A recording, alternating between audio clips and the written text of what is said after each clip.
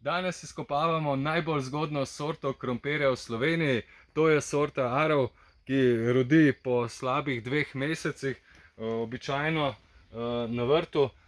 Pri nas v rastlinjaku smo ga sadili v drugi polovici marca, seveda pa je bilo vmes nekaj hladnega vremena, tako da je takrat se zavrl rasti.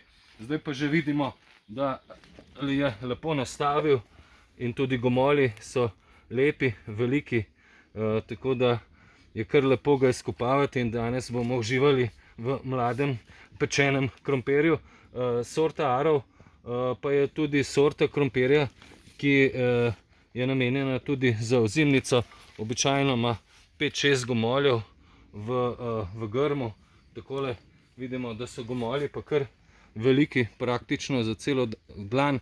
To je najbolj zgodni krompir v Sloveniji in pravzaprav jaz se ga vsako leto zelo veselim. Seveda zdaj je čas, da porežemo cimo, tukaj sprostimo prostor in za krompirjem bomo sadili že ostale vrtnine. Zdaj v tem času pobiramo tudi grah.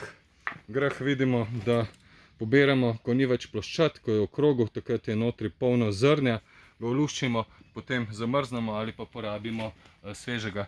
Tako, to je bilo nekaj na kratkega z našega vrta.